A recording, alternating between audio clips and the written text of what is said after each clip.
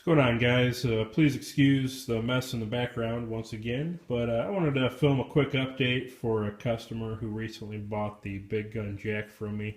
His name is Ben, and Ben, if you're watching this, I did complete the addition of the lanyard tube, and for anybody else watching this, you probably are not quite up to speed on what's going on here, but I posted the big gun jack for sale, and not too long after going up, Ben messaged me and said he would be interested in having the knife, but he asked if it was at all possible if I could add a lanyard tube to the back end of the folder handle. And I told him that I could certainly do that. I just needed to acquire a carbide end mill, as the back spring is still quite hard. And although it is softer than the main blade, to a degree, it's still quite difficult, if not impossible, to drill through with just a regular high-speed steel bit, and probably even a cobalt bit wouldn't do too much to it either, whether a drill bit or an end mill. So ended up ordering a carbide end mill on Amazon, and really gotta like Amazon Prime with their 2-day shipping. I ordered it just a couple of days ago, sometime in the evening there, and this afternoon it was sitting in my mailbox. So very convenient, especially because I don't really live by any machinery supplies that I can locally drive to. Now I do have an Enco maybe 3 hours south of me in Indianapolis, and sometimes if I order something from them, it'll show up within a day or two. But for some reason their website was down when I tried to order one the other night. So ended up jumping onto Amazon, which seemingly never down, and found what I needed, stuck it in the cart, and got it today. So without babbling on too much more, here is the finished knife with the lanyard tube. And I gotta say, I was a little bit nervous pulling this lovely finished and completed knife out and sticking it in front of my milling machine, turning that thing on, and watching a sharp spinning piece of carbide plunge down into it at several hundred RPM. But thankfully, my fears were somewhat misplaced, and everything turned out just fine.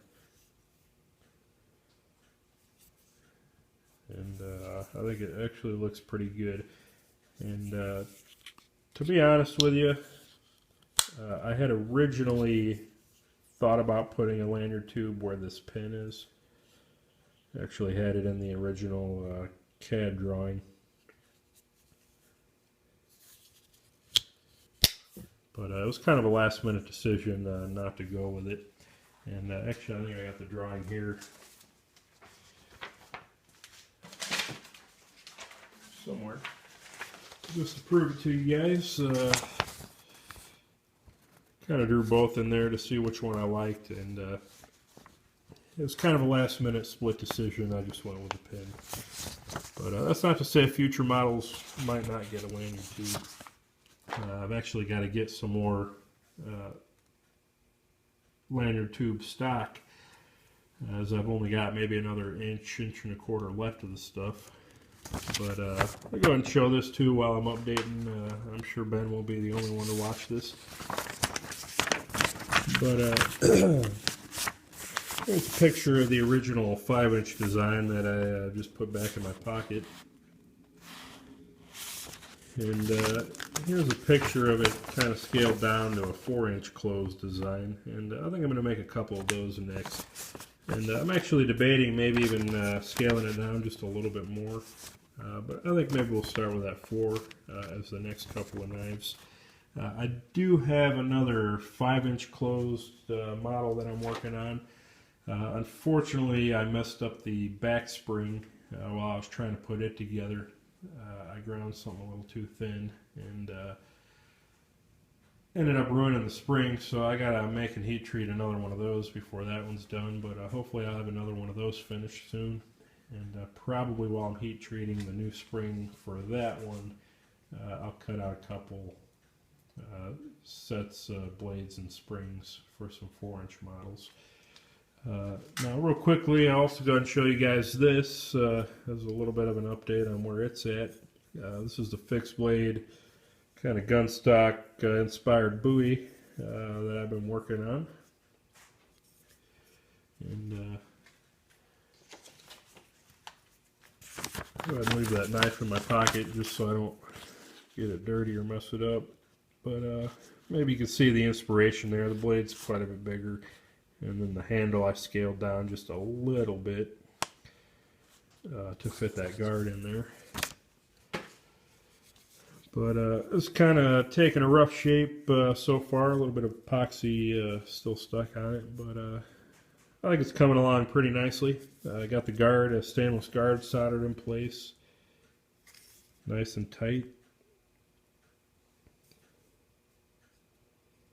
And this is only the second guard I've ever soldered. Definitely a little bit of a learning curve there.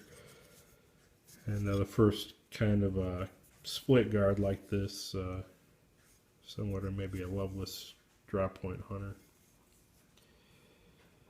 But I think it's coming out pretty good. Still quite a bit of shaping left to do on the handle. I got to clean up the ricasso area. Spend a little more time on the finish on the guard. And then of course do a flat grind, maybe a swedge. And that'll be a matter of deciding whether or not I want to do a leather sheath for this or a kydex sheath. And tell you the truth, I really don't know what I want to do. I think I have enough leather and thread and tools and everything else to make a sheath for that. I have made one leather sheath before in the past for the other kind of buoy style hunting knife that I put a guard on. It was actually a stick tang with an antler handle. And I may have made a video of that years ago, but at any rate, I did a leather sheath for that, and it came out alright, but I'm definitely far more proficient at kydex at this point than I am at leather, and maybe that's all the more reason to do the leather, just to get some more practice. But again, I'm still deciding. I got to go through my stock, see if I even have enough, and I may just go ahead and make a kydex sheath for it to begin with, regardless. Just because they're so cheap and easy to make compared to leather. And we'll kind of see what transpires there. But at any rate, there's where we're at with that. Go ahead and knock some stuff off on the floor there. And hopefully within the next couple of days I can get some time out in the shop to really polish this up, finish it, and we'll film another update and maybe get that one up for sale as well. So Ben, I hope you enjoyed the update. Everybody else, I guess you were kind of invited along as well, but back at you, Ben. I'm going to go ahead and go inside, package this knife up in a priority shipping box, and I'll do my very best to get that shipped out sometime tomorrow morning or afternoon. I'll head over to the post office and drop that off, and it should be on its way to you shortly, hopefully by the end of this week, if not a little sooner. It'll arrive at your door, and you can see what you think of it. Now, one thing I do regret, I don't have any real fancy packaging or pouches or anything to put this thing in. And if I'd have known it'd come out this nice in the first place, I probably would have ordered a couple zipper pouches or maybe a leather slip sheath or something. But hopefully some paper towel and shipping tape's okay. And we'll go ahead and put a light coat of oil back on this, and I'll go box it up and that'll be headed your way. So thanks for watching, everybody.